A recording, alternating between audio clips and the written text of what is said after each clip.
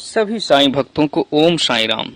साईं भक्तों, आज श्री साईं सच्चरित्र हिंदी से अध्याय 51 अंतिम अध्याय उपसंहार। अध्याय 51 पूर्ण हो चुका है और अब अंतिम अध्याय मूल ग्रंथ का 52वां अध्याय लिखा जा रहा है। इसमें हेमाड पंत ने अंतिम समालोचना की है और इसी प्रकार सूची लिखने का वचन दिया है।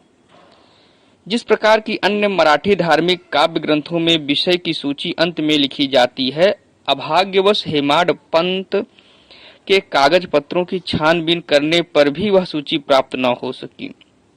तब बाबा के एक योग्य तथा धार्मिक भक्त ठाणे के अवकाश प्राप्त मामलतदार श्री बी हुई देव ने उसे रचकर प्रस्तुत किया। पुस्तक के प्रारंभ में ही विषय सूची देने तथा प्रत्येक अध्याय में विषय का संकेत शीर्षक स्वरूप लिखना ही आधुनिक प्रथा है। इसीलिए यहाँ अनुक्रमणिका नहीं दी जा रही है, अतः इस अध्याय को उपसंहार समझना ही उपयुक्त होगा। अभाग्यवश हेमाड पंत उस समय तक जीवित ना रहे कि वे अपने लिखे हुए इस अध्याय की प्रति में संशोधन करके उसे छपने योग्य बनाते। सद्गुरु श्री साईं की महानता। हे साईं, मैं आपकी चरण वंदना कर आपसे शरण की याचना करता हूँ, क्योंकि आप ही इस अखिल विश्व के एकमात्र आधार हैं। यदि ऐसी ही धारणा लेकर हम उनका भजन पूजन करें तो यह निश्चित है कि हमारी समस्त इच्छाएं शीघ्र पूर्ण होंगी और हमें अपने परम लक्ष्य की प्राप्ति हो जाएगी। आज निंदित विचारों के तट पर माया मोह के झंझावात से धैर्य रूपी वृक्ष की जड़ें उखड़ गई हैं। अहंकार रूपी वायु की प्रबलता से हृदय रूपी समुद्र में तूफान उठ खड़ा हुआ है, जिसमें क्रोध और घृणा रूपी घड़ियाल तैरते हैं और अहम भाव एवं संदेह रूपी नाना संकल्प विकल्पों के भंवरों में निंदा, घृणा और ईर्ष्या रूपी अगणित मछलियां विहार कर रही हैं। यद्यपि यह समुद्र इतना भयानक है तो भी हमारे सद्गुरु साईं महाराज उसमें अगस्त स्वरूप ही हैं। इसलिए भक्तों को किंचन मात्र भी भयभीत होने की आवश्यकता नहीं है। हमारे सद्गुरु तो जहाज हैं और वे हमें कुशलता पूर्वक इस भयानक भवसागर से पार उतार देंगे। प्रार्थना। श्री सच्चिदानंद साईं महाराज को साष्टांग नमस्कार करके उनके चरण पकड़कर हम सब भक्तों के कल्याणार्थ उनसे प्रार्थना करते हैं कि हे साईं, हमारे मन की चंचलता और वासनाओं को दूर करो। हे प्रभु, तुम्हारे श्री चरणों के अतिरिक्त हमें किसी अन्य वस्तु की लालसा ना रहे। तुम्हारा यह चरित्र घर घर पहुँचे और इसका नित्य पठन पाठन हो और जो भक्त इसका प्रेम पूर्वक अध्ययन करें उनके समस्त संकट दूर हों। फलश्रुति अध्ययन का पुरस्कार। अब इस पुस्तक के अध्ययन से प्राप्त होने वाले फल के संबंध में कुछ शब्द लिखूंगा। इस ग्रंथ के पठन पाठन से मनोवांछित फल की प्राप्ति होगी। पवित्र गोदावरी नदी में स्नान कर शिरडी के समाधि मंदिर में श्री साईं बाबा की समाधि के दर्शन कर लेने के पश्चात इस ग्रंथ का पठन पाठन या श्रवण प्रारंभ करोगे तो तुम्हारी त्रिविध संकट भी दूर हो जाएंगे।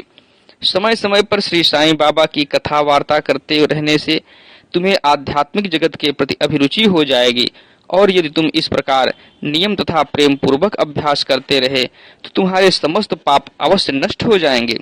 यदि सचमुच ही तुम आवागमन से मुक्ति चाहते हो तो तुम्हें साईं कथाओं का नित्य पठन पाठन, स्मरण और उनके चरणों में प्रगाढ़ प्रीति रखनी चाहिए।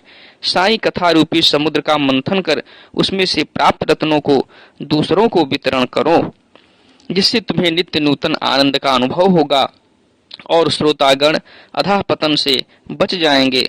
यदि भक्तगण अनन्य भाव से उनकी शरण आए तो उनका मैं नष्ट होकर बाबा से अभिन्नता प्राप्त हो जाएगी, जैसे कि नदी समुद्र में मिल जाती है। यदि तुम तीन अवस्थाओं अर्थात जागृति, स्वप्न और निद्रा में से किसी एक में भी साईं चिंतन में लीन हो जाओ तो तुम्हारा सांसारिक चक्र से छुटकारा हो जाएगा।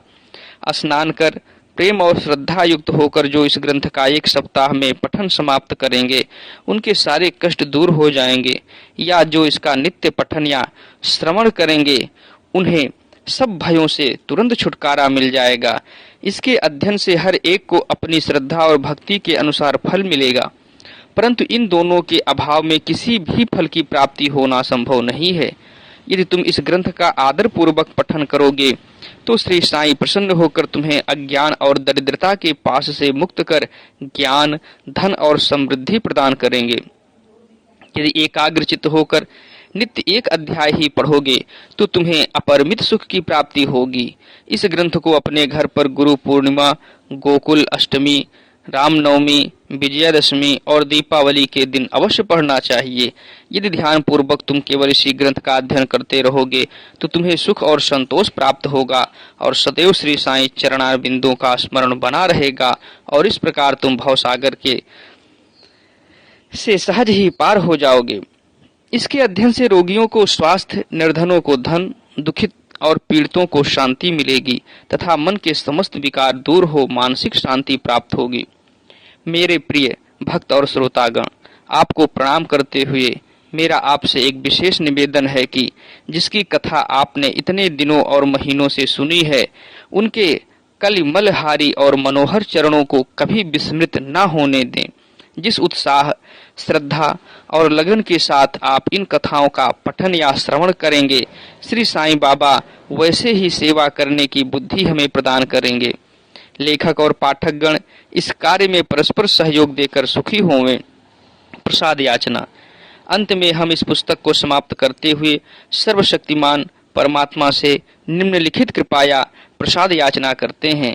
हे ईश्वर, पाठकों और भक्तों को श्री साईं चरणों में पूर्ण और अनन्य भक्ति दो। श्री साईं का मनोहर स्वरूप ही उनकी आंखों में सदा बसा रहे और वे समस्त प्राणियों में देवाधिदेव साईं भगवान का ही दर्शन करें। एवं मस्तु। श्री सद्गुरु साईनाथार्पणम मस्तु। शुभम भवतु। सप्ताह पारायणः सप्तम विश्रामः। ओम श्री साईं यशः काय शिरडीवासिने नमः। समाप्त। बोलिए सच्चिदानंद सद्गुरु साईनाथ महाराज की जय। सभी साईं भगवत भक्तों, आपसे निवेदन है कि आप मेरे चैनल को सब्सक्राइब करिए एवं वीडियो को ज्यादा से ज्यादा लाइक एवं शेयर करिए, जिससे साईं महाराज की कीर्ति चतुर्दिश फैल सके। इसी आशा के साथ ओम साईं।